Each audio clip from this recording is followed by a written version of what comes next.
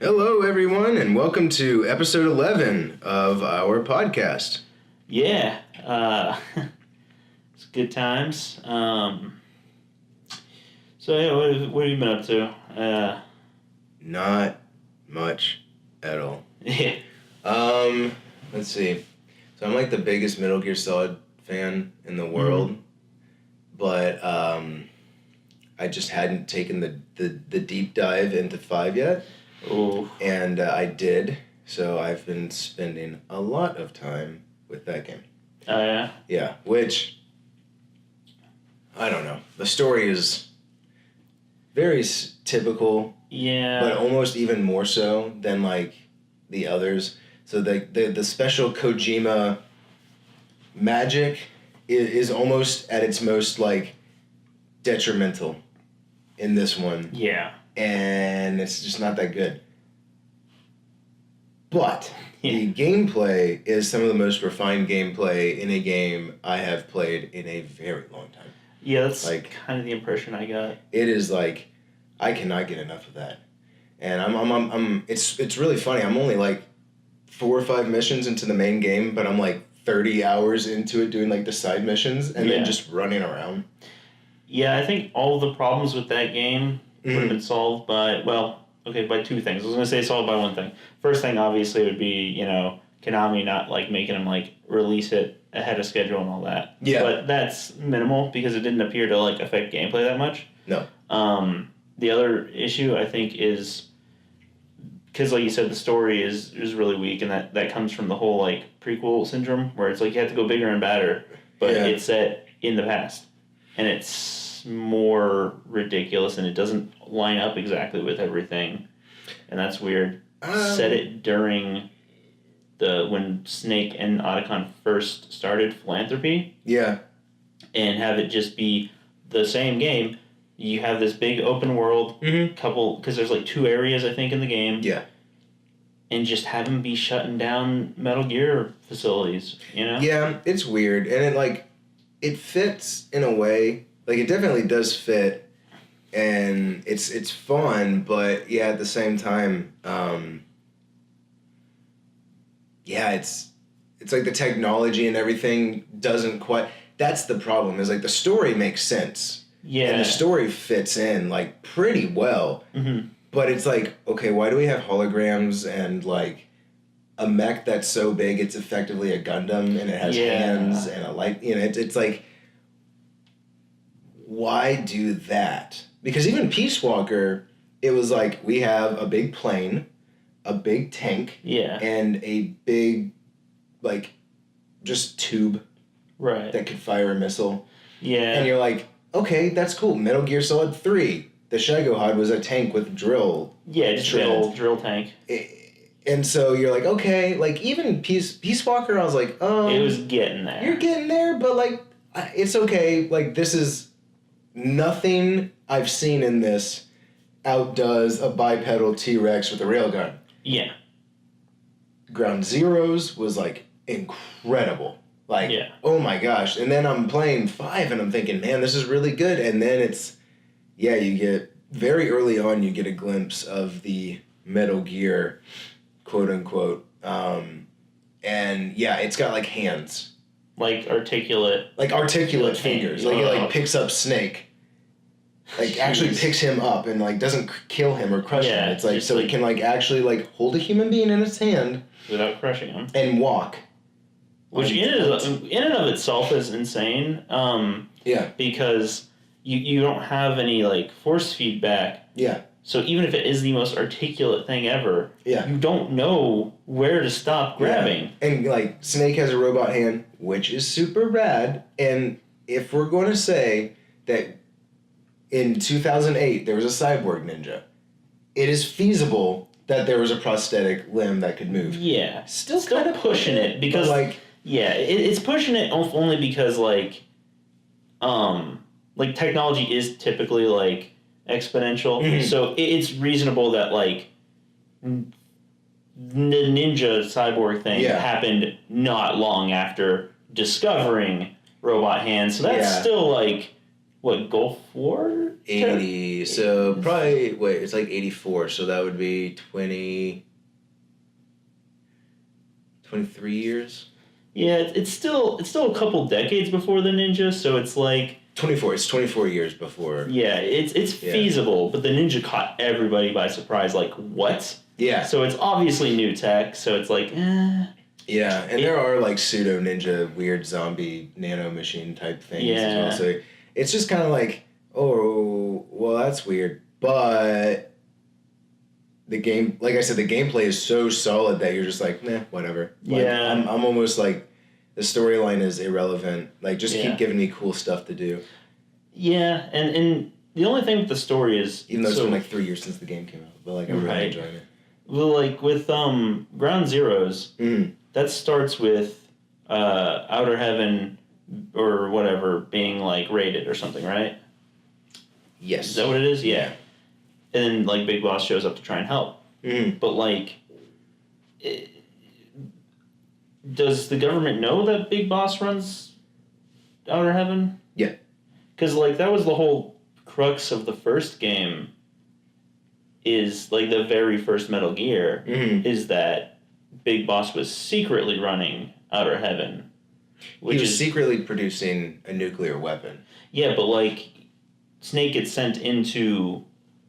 by Big Boss, gets sent into Outer Heaven to stop Outer Heaven... that he is not running because he's running 3-year spoiler alert, it explains that. Okay, gotcha. Like, it actually ties that good surprisingly well. So okay, that's fine. Yeah like minor spoiler, like there was something that kind of explains what the hell's going on. That's not I don't call that a spoiler. saying that the game doesn't have a plot hole, I don't think is a spoiler. It explains that then? Okay. Yeah. It adds up. Okay, that's good. It's a Kojima way of adding things up, but at least that's like... Okay. I would highly recommend, though, like, every time you play the game, like, if you just want to mellow out before you go to bed, pop on the cassette tapes, because you learn so much of the story. Oh, yeah? And then, like, because it's a Metal Gear game, history. Yeah. Because it's all, like, AR, like, or alternate, like, history or whatever. But there's, like, hundreds of hours of audio. Yeah. So it's kind of one of those things where I'll, like, I've got to do dishes, or I've got to vacuum. Yeah. I'll put my headset on, like my wireless headset, hit play, and just listen to that while I'm doing chores. Because it is, I think it's almost intimidating to even, like, look at the list of stuff. Yeah, I can't even imagine, like, how... Like, I mean, it really is, like, Kojima's, like, magnus opus or whatever. It's pretty intense. But the story is, like, papier-mâché week. Yeah, and that's why I think it's really they missed the opportunity, because I feel like it should have been set between 2 and 4. Mm-hmm. That's weird to say. Not 3. 3 is set. Yeah. Between whatever. Before them all. Yeah. Yeah, it should have been between 2 and 4, and it should have been like how they started philanthropy and how they started taking out Metal Gears, because they were running like a secret, like, independent, like, anti-Metal Gear group operation. Yeah. Like, that's intense. Like, I want to know about that. Like, how do you...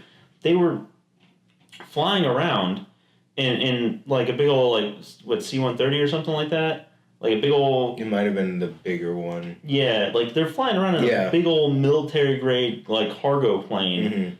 Obviously, their operation was not illegal, because there's no way that's flying under the radar. Exactly, yeah. So they obviously had clearance to do the things that they were doing, if only with a wink and a nudge, but still, clearance nonetheless. Like, I want to know more about that.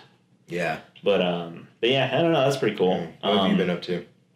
Not a whole lot either. I fired up a little bit of Final Fantasy 3/5? 6. 3/6. Yeah. Because I have 2 is 4. Yes. And 3 is 6. Yes. Yeah. I think so. Yeah. Because, like, I have the original cart for it, but, like, the battery's dead. Oh no. Yeah, and I gotta send that in. It's like $8, but I just hadn't done it. I need to do that. And so. I hope you hadn't been playing it too long. No, so like, me and a friend of mine were playing it, the original cart, like months ago or whatever when we found that out, and we got just past like the tutorial basically, where you get to like the first castle and you meet the king there. And then we're like, oh, if we're going to be playing this for an extended period of time, let's grab something to eat real quick. Let's, hit up some Jack in the Box or something. Cool. So we save the game. Yeah. And, like, turn it off and head out. And we get back. It's like, makes you go through the whole intro. And it's like, we can't skip that. What? And then it's like, goes straight into the game. We're like, oh, no. Oh, man. And so, like, almost at the same point, because, like, we fired it up. I was like, hey, let's play Final Fantasy 3 again now that I have the SNES Classic. And we got to the same point. We're like, oh, let's go grab something to eat, again. And we got back. And it still starts the intro automatically. And you can't skip it right away. And so I was like, no, this is literally impossible. Yeah. This can't be happening. It's like flash memory. There's no battery. Yeah. And then so like it gets like the whatever number of seconds in, and then finally like you can skip it. It's like, oh, okay, thank God. Oh man. But we got pretty far. It's like whenever you get like you meet up with like the resistance and like the and all that, and it was pretty fun. The only thing is, I don't know if it's a case of it being like that was like early 90s, right? Mm-hmm. Yeah. So I don't know if it's a case of it being like an early 90s RPG or if it's a case of like early 90s, you've got like a month and a half to localize this thing. Mm-hmm. But some of the dialogue is a little stiff or doesn't, it technically makes sense, but doesn't at the same time. Yeah. And I don't know which one that is because localizing now is this big thing, and with the internet and all the resources available, a lot of times they have direct access to the developers. A lot of times it happens simultaneously, but back in the day, they used to just be given a script. Yeah, there's a really good book called Legends of Localization. Oh, really? Yeah, I'll have to check that out. And it uses Zelda, but it talks a lot about that. And then the second one uses Earthbound. Okay. And it's someone who, I want to say he worked on the localization for games back then. Yeah. But yeah, like brings up the I Feel Asleep in Metal Gear and all that. It's this really good book, yeah. Nintendo was actually always pretty good about it, though, comparatively, back in the day, just because they actually had Nintendo of America and Nintendo of Japan. But, like, Square, I think they actually had to go through, like, I don't think they had a dedicated, like... No. So much as they more outsourced, or they may have had a branch or something. I don't know. Yeah. I have to look it up. I want to say that, for Metal Gear, and that was Ultra Games, which was technically Konami. Yeah. But because of the Nintendo... Pardon me, 1 second. Yeah. Because Nintendo would only allow a company to produce so many games. Yeah. They just would make like fake companies. So Ultra was Konami's like... It's like when you're watching a movie and there's like all those studios you never heard of. Yeah. And I want to say Ultra Games, like that one was translated... I forget. It's like another Asian country. Right. Did the English translation. So like you're having Japanese translated through another Asian dialect. Yeah. And then that dialect being translated into English. That's why it's so rough. Yeah, and I mean, RPGs were so rare back then that the sheer block of text from Final Fantasy games was probably just caught people off guard. Because, like, I know there's a good series on YouTube. It hasn't updated in a while, but it's called... Found in Translation, I think. And they were doing Final Fantasy VII. The guy doing it lived in Japan for like 10 years. And so he originally played it in Japanese, I think. But he's playing the Japanese version, and then the American version at the same time, or at least he was at the beginning. And then he's like, "This is taking too long. I'm going to look at a Let's Play of the American one and play the Japanese one." But and so he'll take like specific quotes where it's like, "Oh, like that didn't make a whole lot of sense. Let's see how they translated it." And it's not that the translation is bad, but like the way they did it back then is, at least with that game, is apparently like they were given like the lines and stuff, but they weren't, because it was so rushed. Yeah, it wasn't always given contextually. Yeah. So it's like it makes perfect sense, except that it doesn't at all. Yeah. And so it's like, yeah, because Japanese is very contextual. Oh yeah, and there's not always things that like. Yeah. Directly translate. Yeah, if you don't have the context, you can directly translate something and it won't come out. It'll come out correct. Like you'll kind of be able to understand it, but it's not always gonna. But it won't. Yeah, it doesn't make broad sense. It just makes sense for that's the translation of what was said. Yeah, which is why like in Final Fantasy VII specifically, so much of it the bulk of the game makes sense and most of it's pretty good. But there's just those weird lines or conversations where it's like, I get what they're saying, but at the same time, what? Yeah, playing through Sword of Mana, Final Fantasy Legend, it's rough. Like, it is very rough. Yeah. And, like, I want to say, like the bad guy, I don't know why, but his name is Dark Lord. Just straight up the Dark Lord? Yeah, but in the manual, he has an actual name. Really? But in the game, it's like Dark Lord is Dark Lord. Or it's very odd. Like, it's very stilted. Yeah. And sometimes they'll say stuff, and you're thinking, what? Like, I don't know. The key is in the marshes. And it'll go, marsh has key. You're like, got it. Is marsh a person? Yeah. Or a location? Is Marsh with us right now? Yeah, like, Marsh has key. Yeah. Got it. Cool. So, that's a rough one. Yeah. But then again, it's also, like, an 80s, 90s, late 80s, early 90s JRPG. So, I have no qualms and feel no remorse using a walkthrough. Oh, yeah. Because it's like an open world, but it has no direction. I mean, it has less direction than the original Final Fantasy. And the original Final Fantasy would go east north. Go north.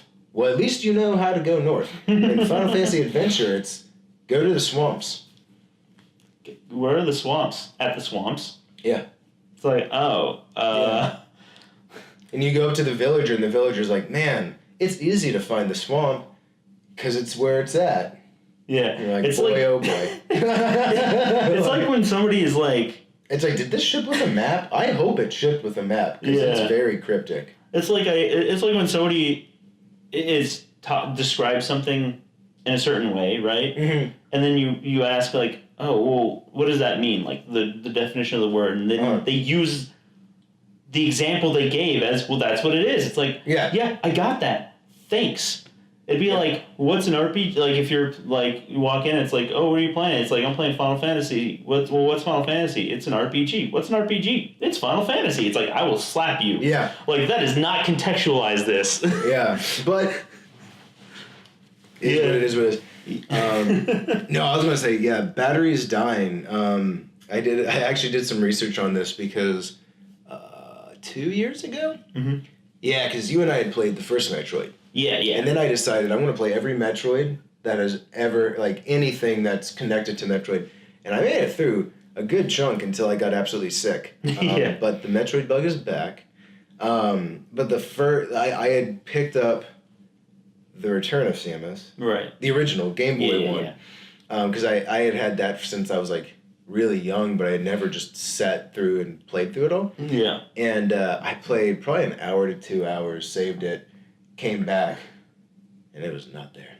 Oh yeah, that's all it takes. And that is, so then I just went to the eShop and got on the eShop, played through it, enjoyed it. I still want to fix my cart. Yeah. But I did the research, and the research said, like, multiple things were like, as of 2015, like, stuff will start dying. Yeah. Because that's, like, the 30-year mark or whatever. Yeah, which is why I'm thinking all of my carts, because I recently, like, in the past, like, 6 months, maybe longer, I guess, the past year, say, I've picked up a bunch of, like, classic Super Nintendo games. Yeah. I've been really into Super Nintendo recently. And so it's like Link to the Past, Chrono Trigger, Secret of Mana, Final Fantasy 3. Yeah. Like one basically or two others. Everything the SNES Classic. Yeah. First of all, that, like, I got, like, half of those, and then they announced this SNES Classic, and I was like, oh, okay, well, all right. I still wanted the original carts anyways. You get Earthbound for $70, and I don't care if people say, it's an emulator, like, just get a Raspberry Pi. I like supporting the company. Yeah. And since the company itself is actually going to produce it, I will shell out the money. Yeah, and also... It's so that Nintendo knows that I want it. If I just keep pirating stuff... Which I don't like to do I've never done it. Yeah. But I wouldn't want to pirate something that I genuinely want. Yeah, if it's available, I like, there have been things that perhaps theoretically I've pirated, but it's things that I can't get or are otherwise not, there's no official release. Like, so if I wanted, like, I haven't done it yet, but, like, if I wanted, like, a Dreamcast game and I can't find it anywhere, it's like, well, all right, I can burn it and then play it on my Dreamcast because they're not making those. I'd pick up a port if they made a port somewhere, but, like... Sega's not making money off any of that anymore. Yeah, like, well, like, if Sega has a port somewhere... Oh, yeah. ...of one of their official games or whatever, then maybe, but, like... You do, like, I do try and buy whenever I can officially from them because then they know there's a demand because you're on a list. There's now a number out there saying X number of people bought this. Yeah.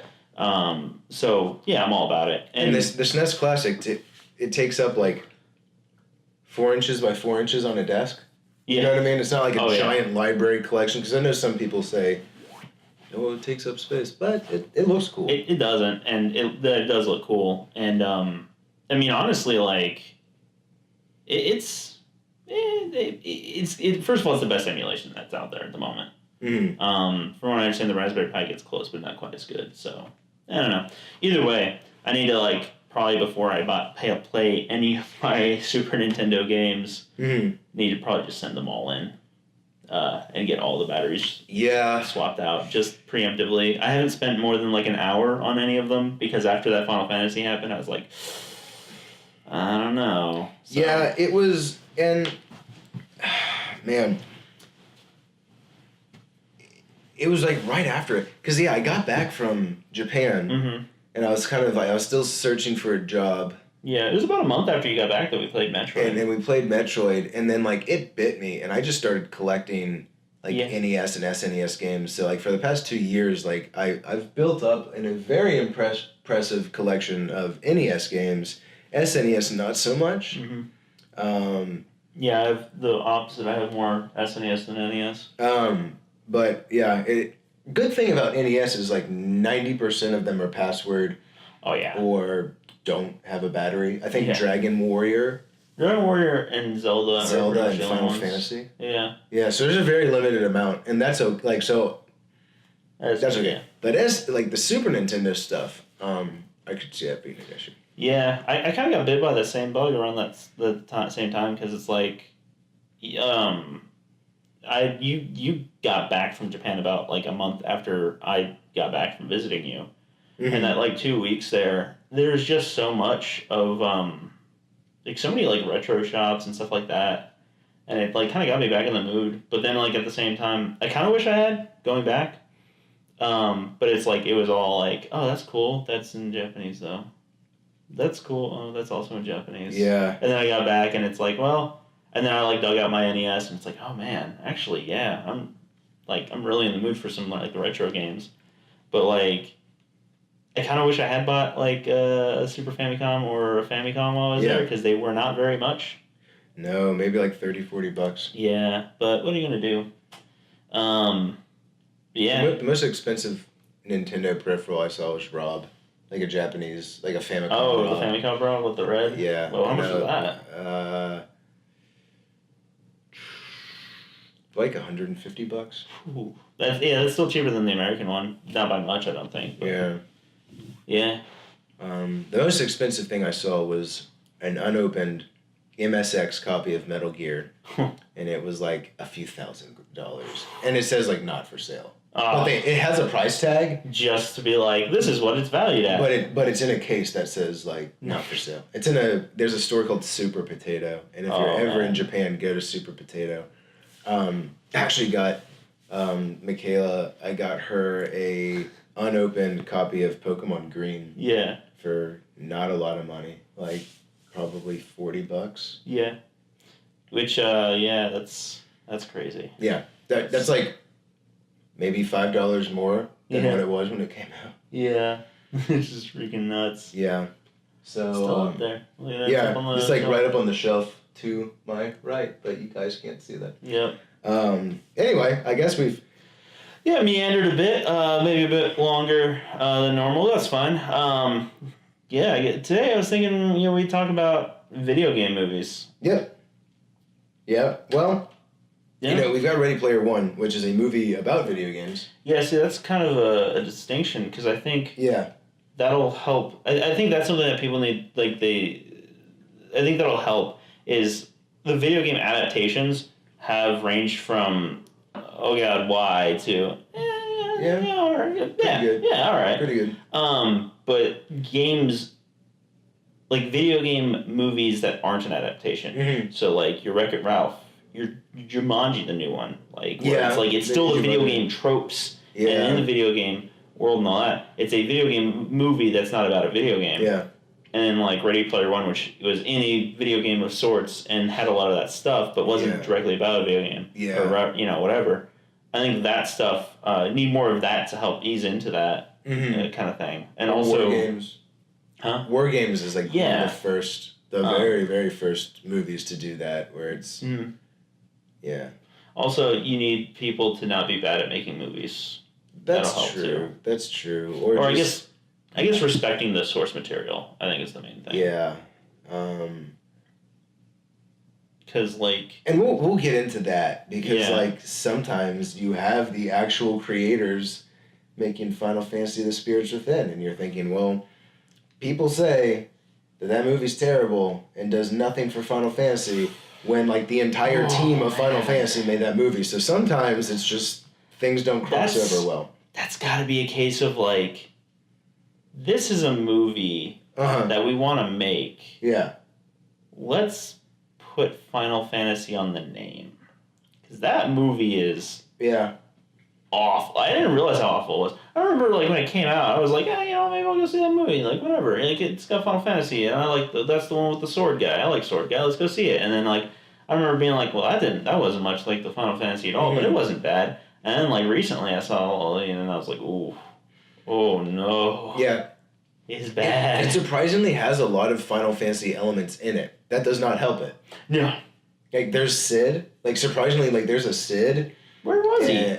He is, I think, one of the admirals. Okay. Or one of their head scientists or something like that. Yeah. And then there is a materia stream, which is what the spirits. Oh yeah. It's really weird, because it's there, but it's not there. That's a weird movie. Yeah. It's not a good movie. It's not even an internally consistent movie. No. Because it's okay, well, the spirits can move through things except when they can't, and they can't be hurt by guns except when they can. It's that one's bad. But I think we would to talk about this. We have to go all the way back. Yeah. To 1993. Yeah. I might be wrong, but I do believe 1993 that's the Super Mario Brothers movie. Oh. You mean the best movie ever made, right? Yeah. Yeah. That's that movie is the best. It's got Dennis Hopper in it. That is a factual statement. And he is the Koopa King. That is another statement that is factually correct. Yeah. Wow. So this movie is a hot mess and is absolutely awful. Having said that, it's my favorite movie forever. I love terrible movies. Oh yeah. I love it when a movie is so bad it missed every point Like, it's... that's one of those movies that is incredible because it got nothing right. Yeah. Like, it literally got nothing right. Yeah. But while simultaneously somehow skirting so close. Yeah. Like, it threads the needle so hard on, like, getting nothing right, but getting everything almost there. Yeah. It's like... Now, Shigeru Miyamoto has gone on record and been like, I don't know what you're talking about. That's not a thing. I think he's jealous that he did not come up with the idea of Mario and Luigi Mario. Because think about it. Think about the game. It's called the Mario Brothers. Mario Brothers. Yeah. Yeah. Which would mean that that's their last name. Yeah, because they're not both Mario.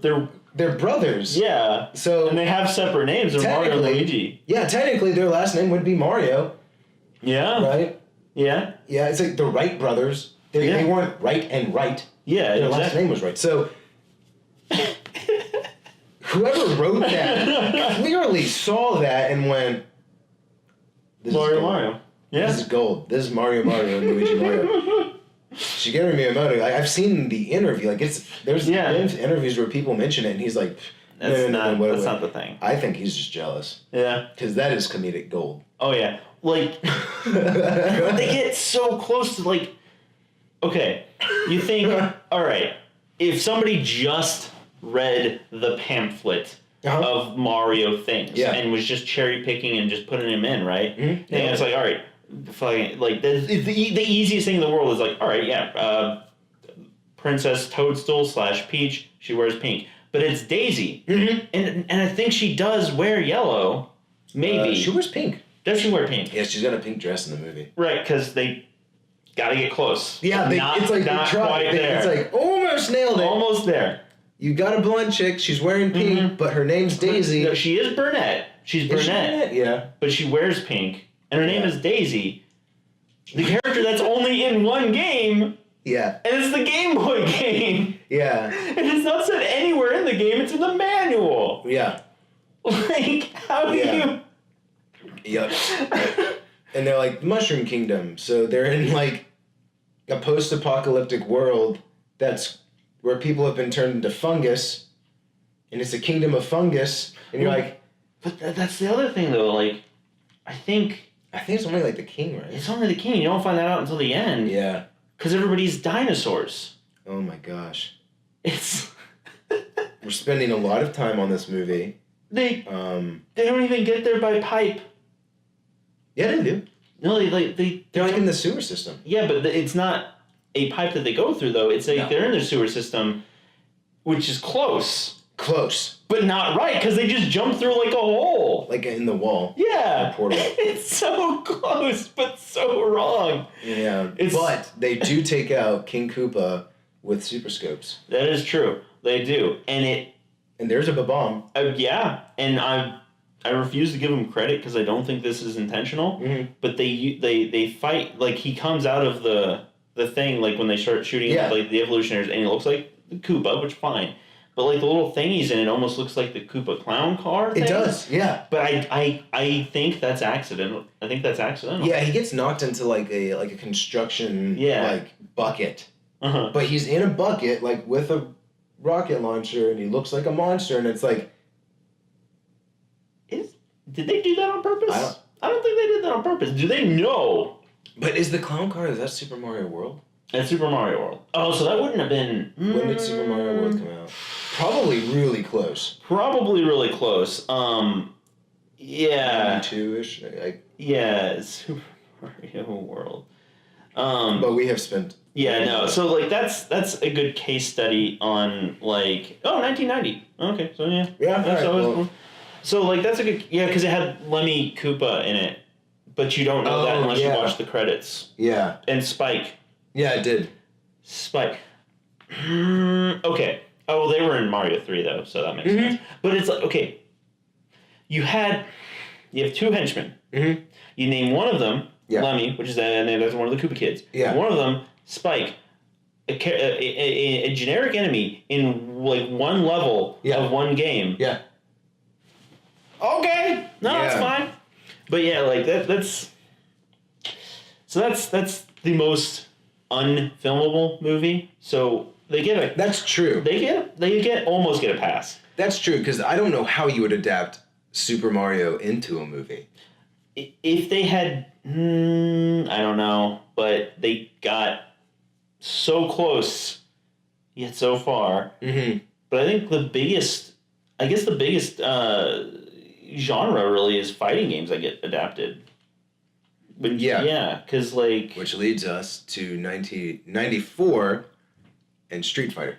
Yeah, because like, okay, well, technically, like that is what the title of the movie said. Like when they show the movie, mm-hmm. and then it gets up on the screen, it does say Street Fighter on there. Yeah, but I think there was so I think there's two people walking in a hall, mm-hmm. and they bumped into each other, mm-hmm. and they dropped their scripts on the ground. Yeah, but the cover page came off and it got switched, and then the unmade Street Fighter movie walked off with a cover sheet that said G.I. Joe. Yeah. And then the other one, the G.I. Joe movie, got the Street Fighter cover page on there. And I think that might have been what happened there, because they definitely... Yeah, Street Fighter, again, is a terrible film. So terrible. But, yet again, it is so terrible that for me, who loves movies that are so bad that they somehow become fun to watch, it is another classic. And it's another one of those movies. And it is awful. Like, the acting's well, one actor is too good for that world. Oh my goodness. Yeah, literally. That's which is Raul Julia. Yeah, so Raul Julia plays M. Bison, and he is the most glorious thing on planet Earth. Oh, yeah. Everybody else is terrible. The script is terrible. Yeah. Even the fight scenes aren't that great. Like, everything about this movie is so unbelievably bad. Except for Zangief. Zangief is the best. Actually, yeah, Zangief is pretty good. Is also really good. Zangief is good because the actor playing him, I don't know, maybe he isn't a bad actor. maybe he's so good. He's so good that,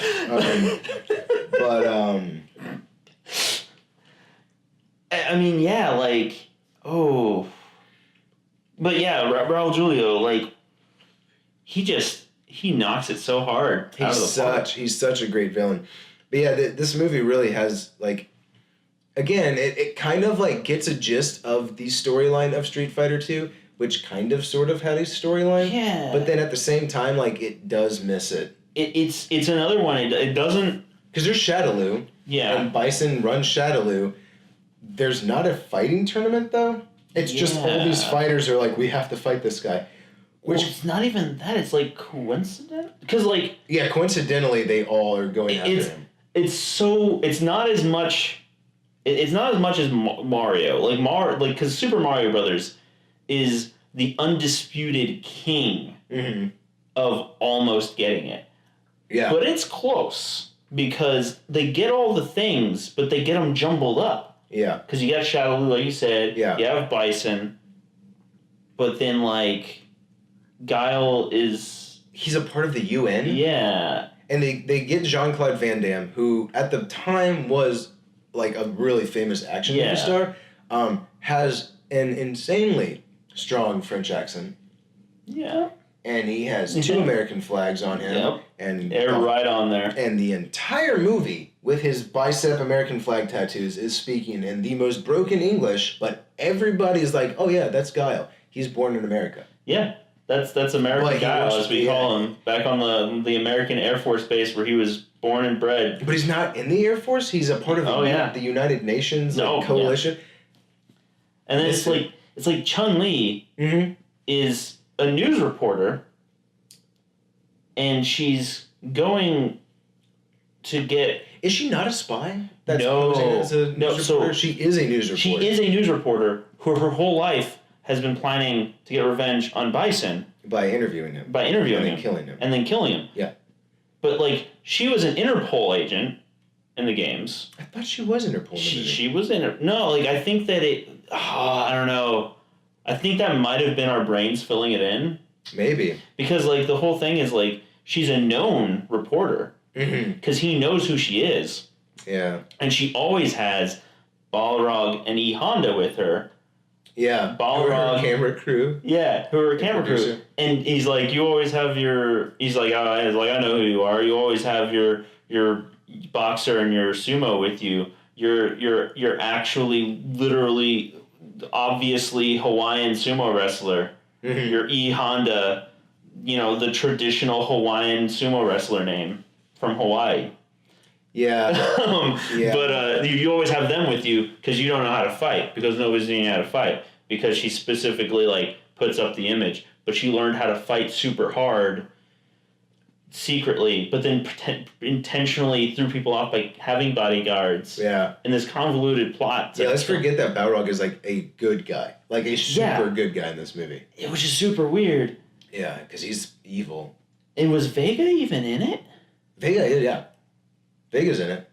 There's a blank spot. Like, I see scenes and there's just nobody there. Yeah. And it must be Vega. Sagat's in it. Yes, I do remember that. Who's not played by a Thai man. No, and he does not have... Or he has no history with Ryu. No, he has, like, history with Ken, I think, or something like that. No. Oh, man. Oh, let's put a pin in Ken and Ryu for a moment. So he's just some dude who works for Bison. Yeah.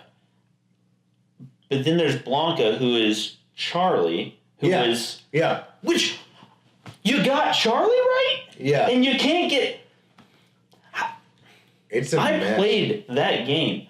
I played so much of that. I loved Street Fighter. I didn't even know who Charlie was for the longest time. Yeah. How did you know who Charlie was? Yeah.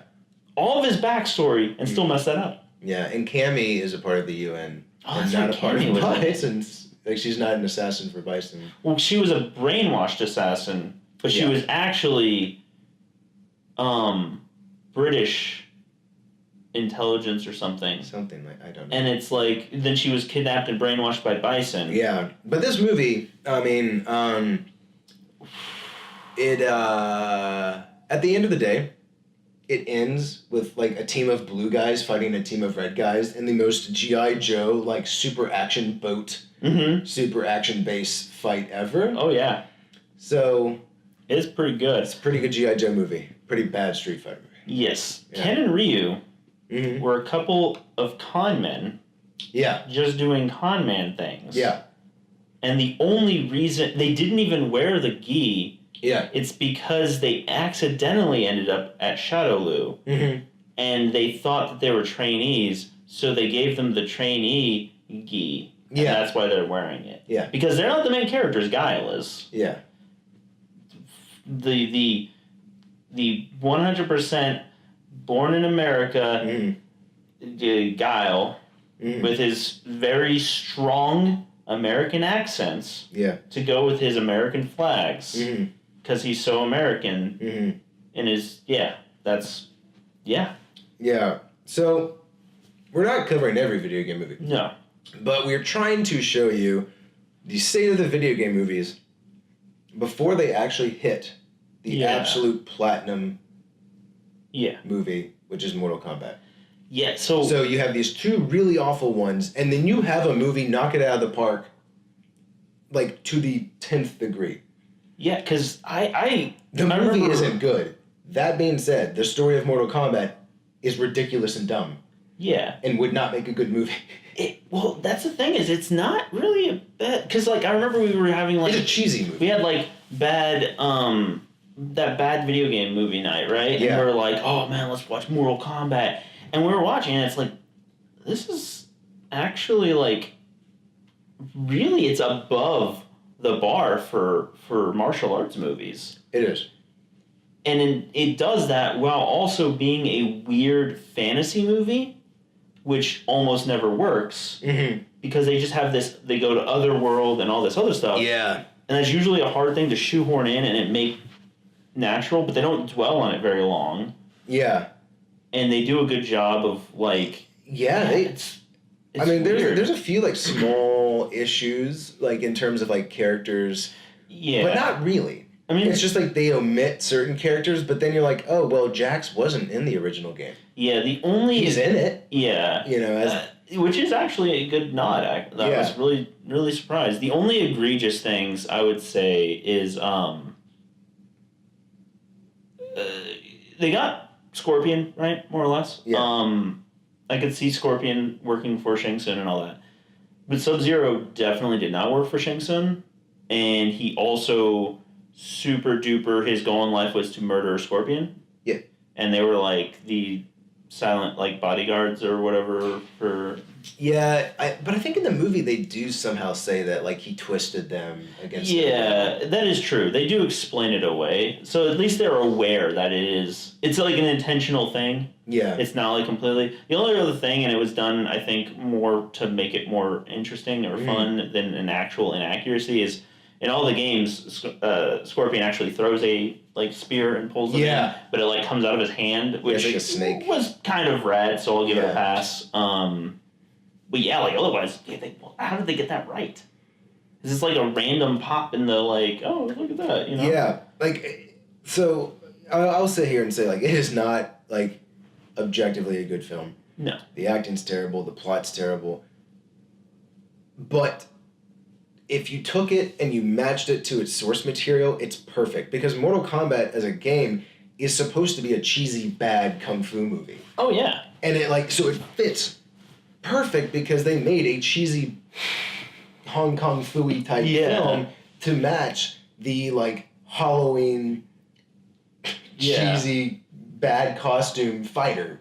Yeah, and it's pretty cool. And I feel like, because like you said, like all the things that are quote unquote bad, it feels like it's intentional. Yeah. Like if they were trying to make a serious movie, I feel like they could kept the bones the same and made it, and it would have been a good movie. Mm-hmm. But that's not what they were trying to do. No, they kept the spirit alive. And I think the thing with these movies is you either have people who care about the source material and don't really have a budget, or people who just don't care about the license. Yeah. Like and Paul Anderson, who's not a great director by all means. He would later go on to do all the Resident Evil films, which have like a 2 out of 7 track record for being pretty fun. Yeah. But like he was like really familiar with the subject material, and was passionate about it. I think the difference between what he did with Mortal Kombat and what he did with Resident Evil is like the studio wanted him to make the most like Mortal Kombat thing. Whereas with Resident Evil, I think even Capcom, when they were going about it, did not want him to make an adaptation. They wanted him to do his own... Yeah. They wanted him to do his own thing that could tie in. Yeah, and then but they didn't want a one-to-one...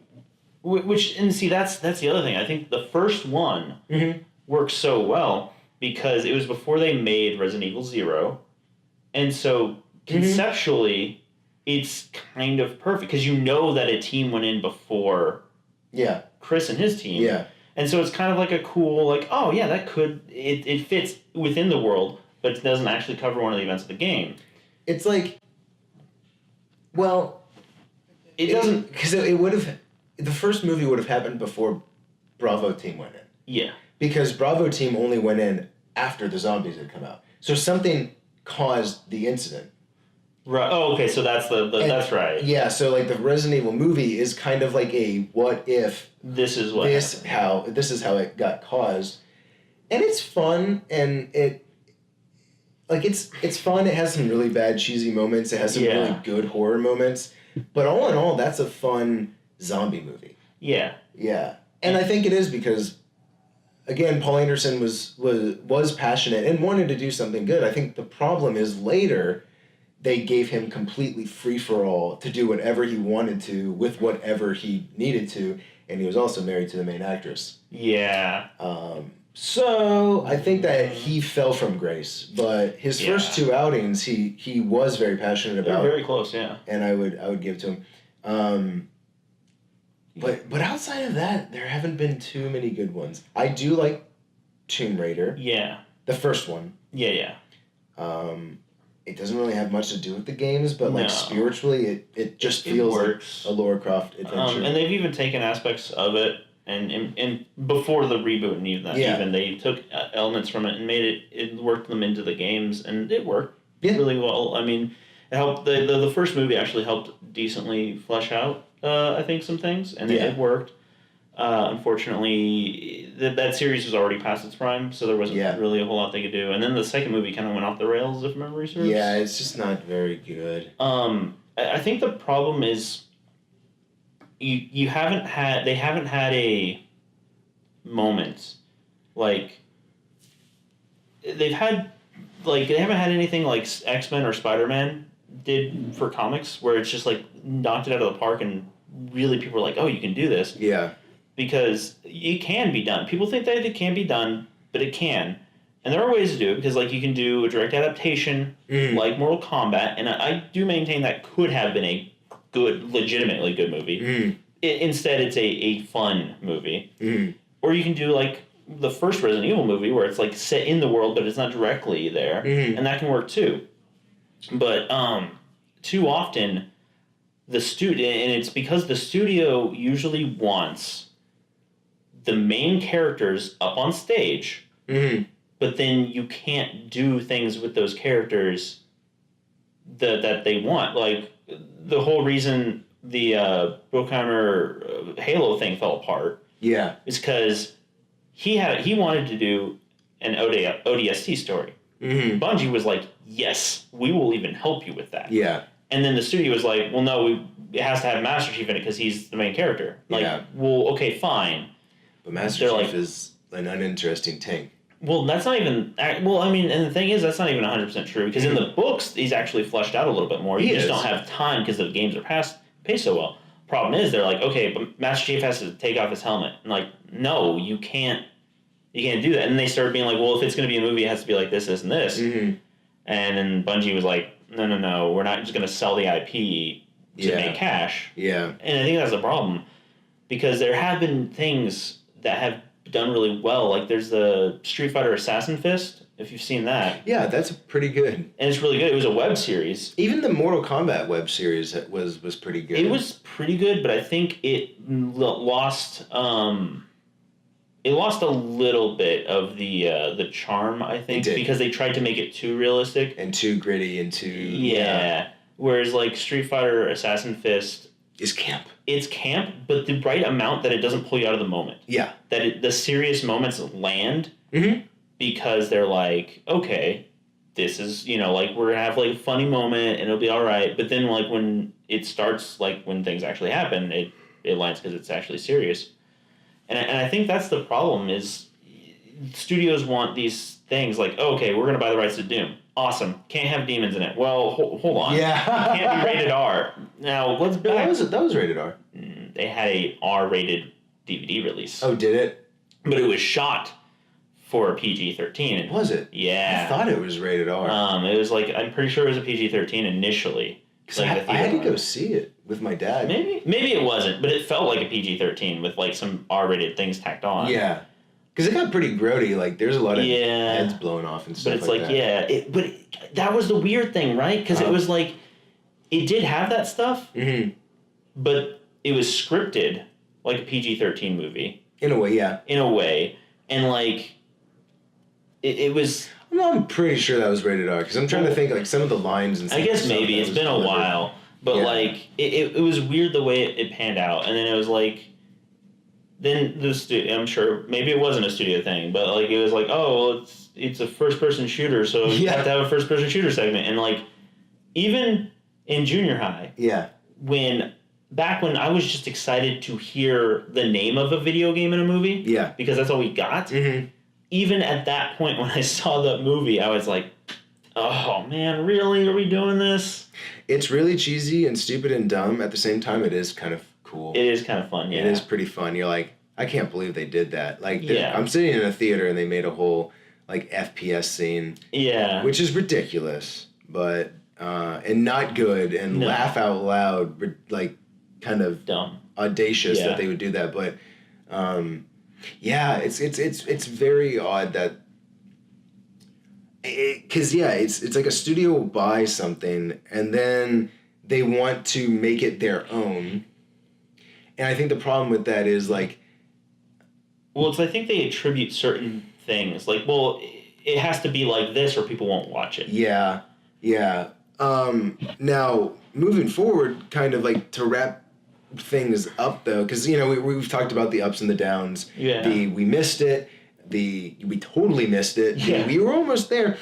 Rampage kind of excites me. I don't have high hopes for the movie. No. But it's the first video game movie that they've taken where the game... People might fight me for saying this, but there's not really a plot. Like, you're just destroying buildings. No, there's a premise. There's a premise, and like there's like things that go on, and I know like World Tour... Yeah. On the N64 kind of had like a storyline, and yeah, there are like story-ish lines, but there's not really like... There's not It's not like trying to adapt Halo. Yeah. Or it's not like trying to adapt Metal Gear. It's monsters are destroying a city. So I'm kind of interested to see like what they do with that. Yeah. Because they almost have the freedom to do whatever as long as giant monsters destroy a city. And I think that's a smart move. Yeah. Because there's not really like... Well, yeah, exactly. At the end of the day, you can't be like, you ruined the story of my game. It's like, no, giant monsters destroy buildings. Oh, pretty much. That's basically all the game is. Like, here you go. Yeah, and I think the thing is, people always say that you can't do a proper video game adaptation because, you know, the plot's usually really just a small bit there and all that. But I think that's actually the strength that they don't utilize, because if you're picking a game that isn't a strongly narrative based game, right? You can do anything as long as you keep the proper beats there. Yeah. Like, you can make a Doom movie.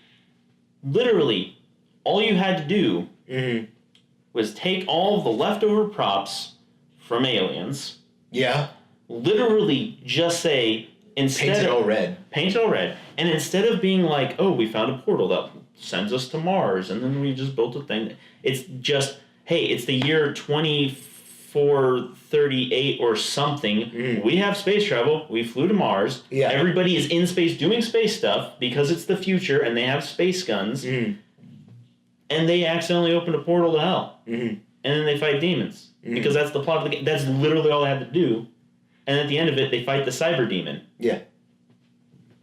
And then it's like, it's so basic. And even Street Fighter, it's like, okay, it's Game of Death. It is Game of Death. Just make Game of Death. Yeah. M. Bison is an evil dictator trying to take over the world, and for some reason he thinks that, well, because people, if they're really awesome at martial arts, can shoot fireballs and stuff, he goes to he has a martial arts tournament to attract all the best martial artists so he can kidnap and brainwash them. Yeah. That's the plot. They actually did that plot in the Dead or Alive movie. It was just awful because it was Dead or Alive. Wasn't that an Uwe Boll? Yeah, because he's awful. I think it was. Because it was like he was kidnapping the people to brainwash them. And that's basically... And he had an evil organization. And it's like, okay, yeah, if that script wasn't terrible, like, that's literally the premise, basically. Just use that. Like, it's there. Like, Game of Death was made and it was fine. You just add people shooting fireballs. People will accept it because fireballs are cool. Yeah, and instead of Bruce Lee, it's Ryu fighting his way up the chain. Yeah. Ryu and Ken. Ryu and Ken, yeah. And it's like, it can work. You know that it can work. It's just, you just don't have the confidence. Yeah, and I don't know. I feel like the 80s probably would have been the best time, because the 80s, it feels like they would just be like, hey, here's some money, make a movie. Yeah, oh yeah. Now everything is so studio-driven, and it has to have a sequel, and it has to have this, and it has to have that. I feel like it's rough, and it's kind of hard for people to do it, because studios tend to grab an IP and then want to roll with it. Oh yeah. You know, but when you look at what like Marvel did, they weren't on the road to Avengers. The first Iron Man and Hulk, they were just trying to faithfully adapt some stuff, and if it worked, I'm sure in the back of their mind they're like, okay, They had like the thinnest of plot threads to connect them as like a back door. Yeah, but if nothing had turned out or if it wasn't as popular, then it kicked off and it was super popular. Yeah. So then you have Thor, and then you have Captain America. But it's kind of weird because like Captain America is that movie is like the quintessential movie to watch before Avengers because that's where it actually starts explaining everything. Yeah. Whereas the others just were like, maybe, I don't know. Like, I think you actually hit the nail on the head there with Marvel as the example because, again, they take the characters and they faithfully adapt the characters. Yeah. Then they take the general plot threads and they put them there. They put the characters in situations that they would be in with the bad guys. And they just put a plot there. It doesn't have to be exactly. They don't pull the stories directly out of the comics. They write a new story that is faithful to the original, but its own thing. And they pull themes. And they pull themes moments. and characters and moments, but general events. Yeah. But then they make it their own. And I think you could do that too, and it would be fine. Yeah, like an Uncharted film does not have to be any of the Uncharted games because Nathan Drake has adventured forever. And the last I read, Tom Holland was going to be a young Drake. Yeah. And that's a step. Yeah. Now, all they need to do is make a good movie. I've heard the problem with the new Tomb Raider is it's like a thin plot that gets people to see stuff where they recreate the video game. Yeah.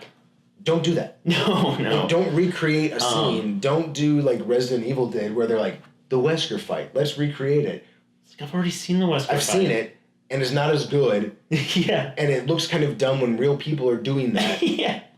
Just make a good movie. The only reason it even worked in that movie is the movies were so dumb at that point. We were going just to be like, this is so stupid. Yes. But yeah, no, like just make a good movie.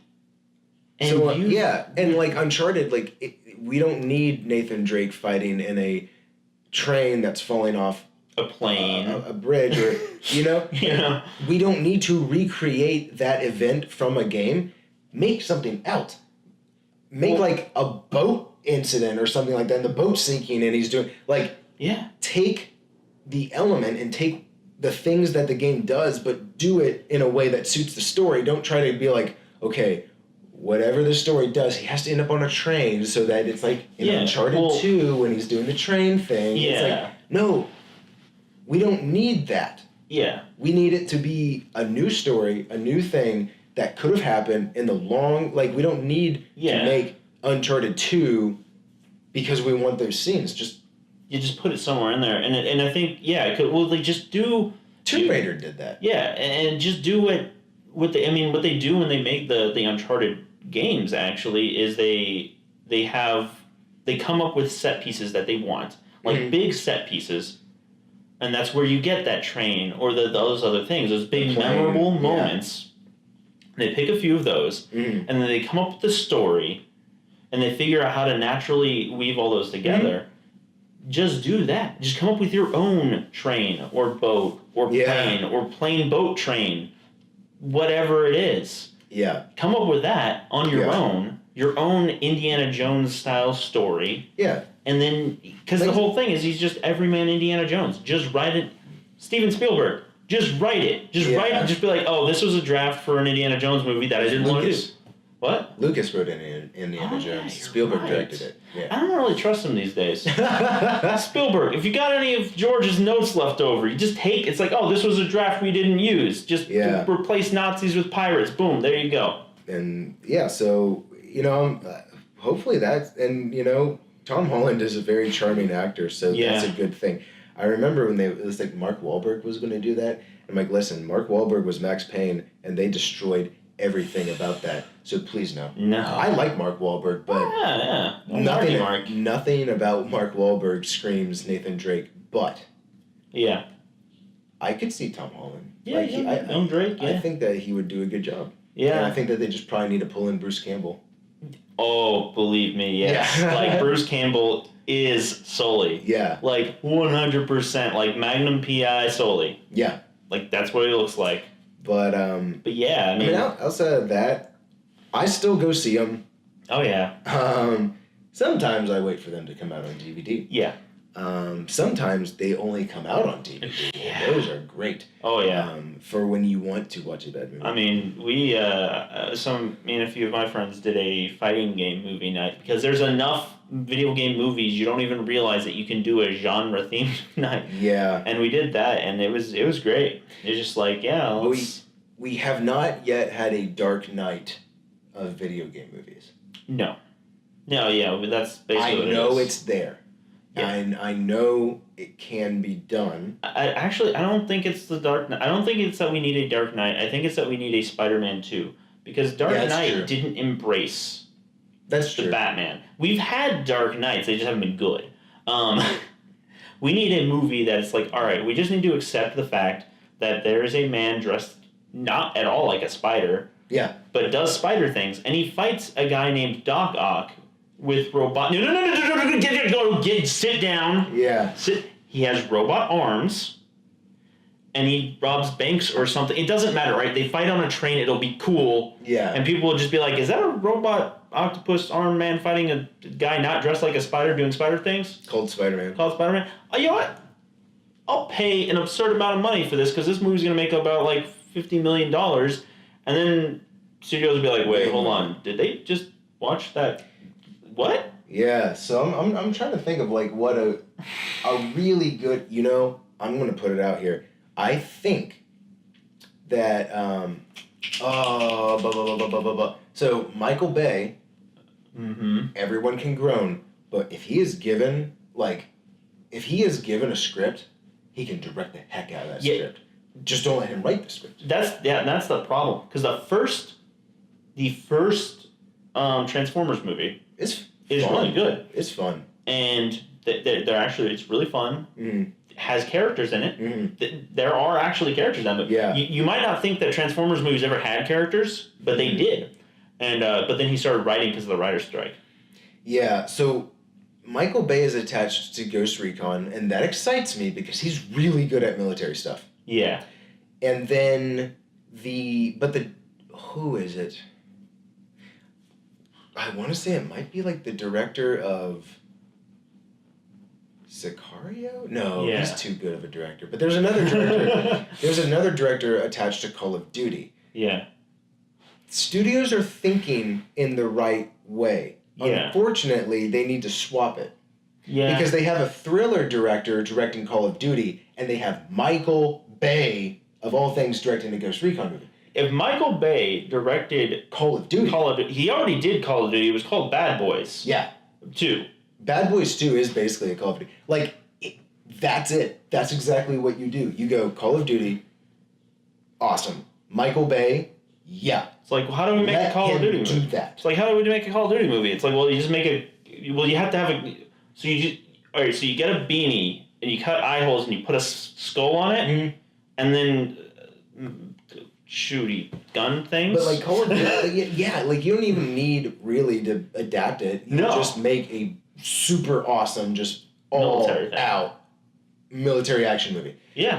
The problem with Michael Bay doing like Ghost Recon, and I think he would do a good thing, but Ghost Recon's more it used to be more subtle. Yeah, you don't have that big action set piece. Yeah. And I think that's exactly right. I think if you swap those. Yeah. So you're moving in a good direction. Yeah. I think Michael Bay could do a pretty good Ghost Recon movie. Yeah. But I think like if him doing Ghost Recon is a really good idea, and I think it's going to. I actually think, hey, if they do that, that would be an awesome movie. The thing is, if he had Call of Duty, he would have Call of Duty money. Yeah. Call of Duty makes more money than movies. Call of Duty makes more money than TV. Yeah. Michael Bay makes more money than anybody else in Hollywood. So if you take those two those two powerhouses and put them together, there is no limit to the budget and insanity. I actually kind of hate Call of Duty, and I'd go see that movie. Yeah. It's like I haven't liked Call of Duty in 10 years, and frankly, I haven't liked anything Michael Bay has done in 10 years. Mm-hmm. But if you put those two together, I'm pretty sure I would go see that. So, but that's it. Like, you have to find the director. Yeah. You have to find the content. and you have to go, yep, that's it. Yeah, and I think those are going to be good, and they could be fantastic. I don't think that'll really truly help, because I think what you need that, like, this is obviously a video game. Like, you need a game that it's like Metroid or whatever, where it's like so, because Call of Duty, it's a modern action adventure, whatever. Like, you need a non-contemporary game. Yeah. I actually really want a Metroid game, actually. Oh, a Metroid movie? Yeah, that. Yeah, I want to. When are they gonna make a Metroid game? Seriously, it should have been a game ages ago. Basically, if you just made Aliens but gave Ripley a power suit into Metroid, so and you can totally make that movie, and you make it good, because you just have to, like you said, you have to find the right director. Yeah, and I think that's it. They haven't been getting in that mindset.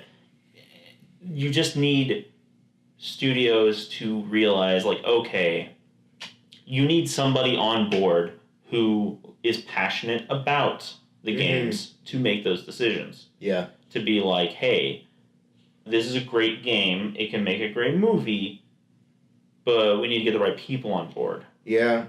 Well, we'll see how Ryan Reynolds does with Detective Pikachu. I'm gonna watch that movie. I'm probably gonna love it. I've just gotten over not getting Danny DeVito and getting the least Danny DeVito person. Like, on a scale of... I don't think... Is Ryan Reynolds Pikachu? He is Pikachu. Oh, okay. I think. Don't quote me on that. If he's Pikachu's, like, human sidekick... Oh, my God. 110 on board. Yeah. Boom. But I was making peace with that, because I was like, on a scale of 1 to Danny DeVito, Ryan Reynolds is 1. So it's like, all right, fine. But then the localization for the game came out, and I was like, that is as close to Danny DeVito as you can get without it being Danny DeVito. That is a 9. Yeah. On a scale of Ryan Reynolds to Danny DeVito, that is a 9. Yeah. And now I'm like, I don't know who is who's voicing him, but it's a pretty good voice. It's like, oh, that is exactly as disgruntled as I wanted. I need to pick that game up. So I'm hoping. We'll see. Mm-hmm. I'd like to see. Ryan Reynolds is a good actor. Yeah. You never know. Maybe if he gargles coffee for like an hour before every recording session, it'll work. But yeah. Oh man, I'm actually excited for that movie. Yeah. So we've definitely had. We're getting there. It's like with anime. Studios are testing the water now. They're treating it seriously. They're not in the right mindset, but they're treating it seriously. Yeah. So maybe one day we will have like the definitive video game movie. But to end on that, I guess we are going to have to come back, maybe not next week, but soon, and do movie-based video games. Oh, yeah, that's a good one. Yeah. That one's like... Oh, because we actually have had some, like, knocking it out of the park. And some awful games. Yeah. And some awful ones. So we... That's like two sides of the terrible coin. Yeah, so two sides of the sometimes good coin. That's a topic, and that topic needs to happen. And it will happen soon. Yeah. Because for some reason there's a better track record for movie-based video games. There's movie-based video games. Well, it's because video game directors respect movies, but movie people don't respect video games. That's true. But until then, stay classy. If you do have a video game movie that we didn't mention, or maybe that we haven't seen, like, please comment and let us know. If it's a really good one, let us know. If it's a really, really, really bad one, also let us know, because I still love them. I had so much fun watching Dead or Alive, and that is the worst movie I may have ever seen. House of the Dead that one was really good too. Is really bad. So bad.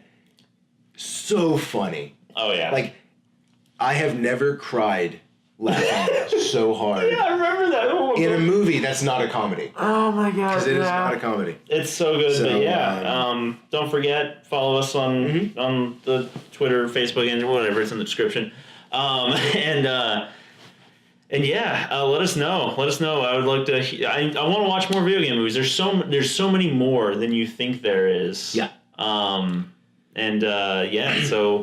So we'll see y'all next week. Oh, also, since I put a thing in the description last week, but I didn't mention it in the podcast.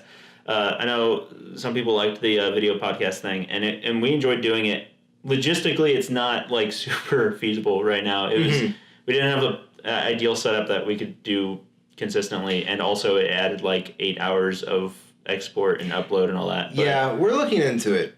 We're looking into it because we don't want to just give you like a grainy video of us sitting on a couch. We want it to look good. We want to do more for you. Yeah. It's just we're as we move forward, as we continue, we will bring you better content. But please, I'm gonna use this time right now to say share. Oh, like, yeah. If you want to know how to get more stuff or how to get better quality stuff, like right now, this is a super awesome passion project. Yeah. We love doing it. We love hearing from you. Share it.